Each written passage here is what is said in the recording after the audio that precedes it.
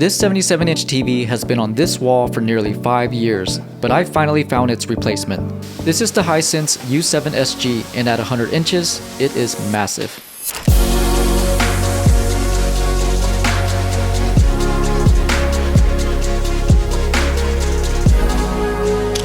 So today's video is all about the 100-inch Hisense U7SG, what you get, what it looks like in a real-world setting, and what features that make this TV worth the upgrade. And instead of just mounting the TV and calling it a day, I took the opportunity to give this whole wall a little refresh. Let's get into it.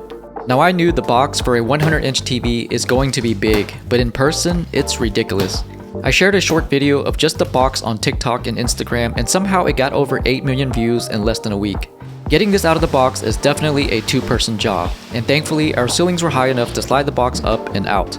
To make the process a little easier, I cut away the foam padding before attaching the stands. And shout out to my wife for jumping in on this one, because with the stands attached, this TV weighs about 140 pounds.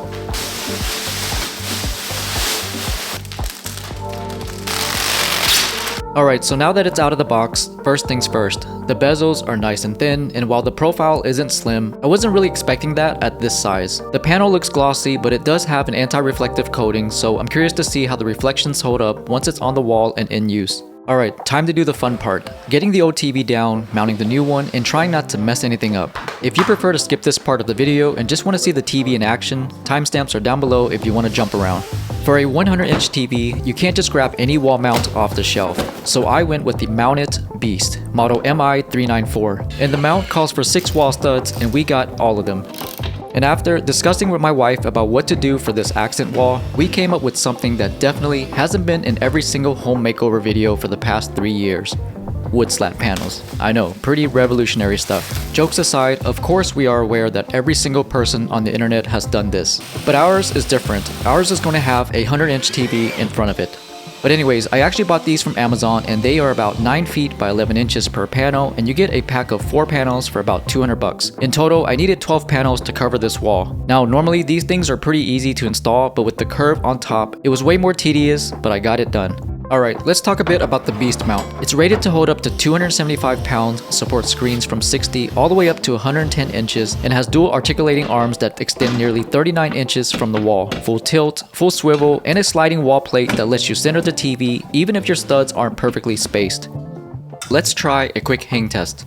982, 983, and yep, it feels pretty solid to me. For something this size and this expensive, I wasn't taking any chances. Now I have to take a second to appreciate my wife because this TV weighs around 140 pounds. It's fragile, not the most comfortable to hold, and she did not flinch. She even said it wasn't that bad.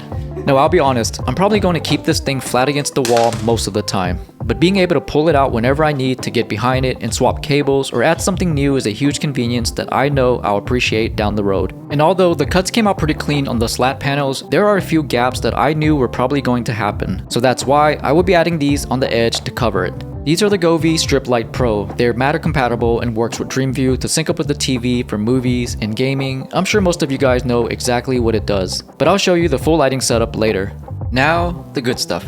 The Hisense U7SG is a 4K mini-LED TV, and if you're not sure what that means, don't worry because I didn't either until I made this video. So think of it like this, a regular TV lights up the whole screen from behind like one big lamp.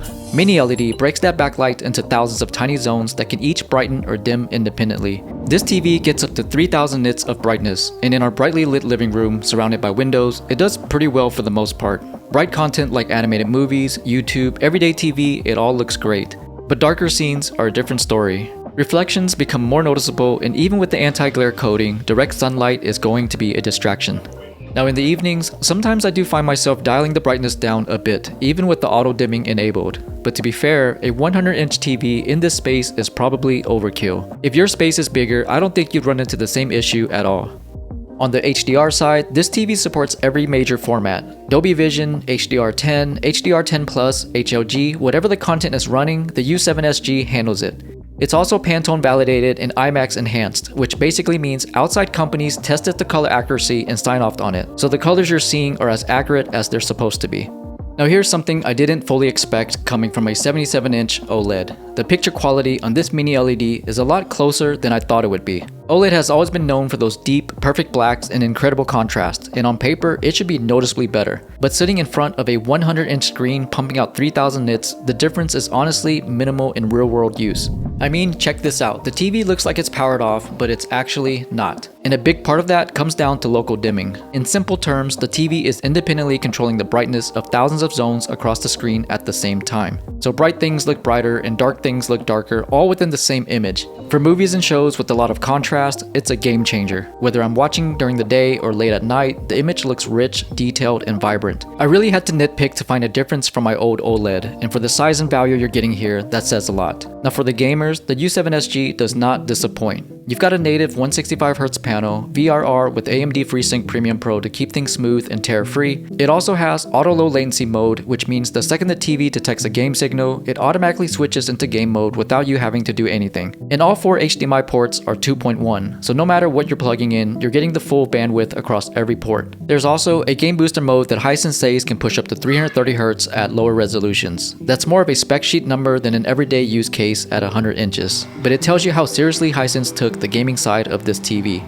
Now I'll be upfront, I don't have a gaming PC powerful enough to push 165Hz, but I did test it out with my Lenovo Legion laptop running an RTX 4060 and was able to run Forza Horizon at about 70 FPS along with a few other titles. Even at that frame rate on a 100-inch 4K screen, it looks great. I also just picked up this cooling fan off Amazon to help with thermal throttling, and so far, so good. I haven't done any deep dive temperature testing, but gameplay has been running really smooth, so I'm not complaining. But gaming aside, let's talk about something that genuinely caught me off guard with this TV, the audio.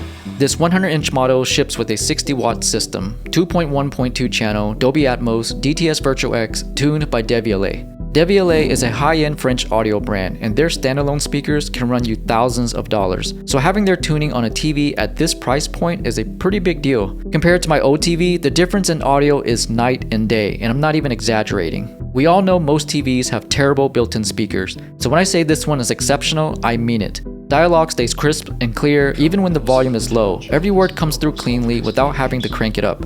I've heard you say that GPUs were a time machine. Yeah. Could you tell me more about what you meant by that? And thanks to the built-in subwoofer tucked on the back, there's a real fullness to the sound that makes movies and shows feel a lot more immersive than you'd expect from a TV without an external audio setup.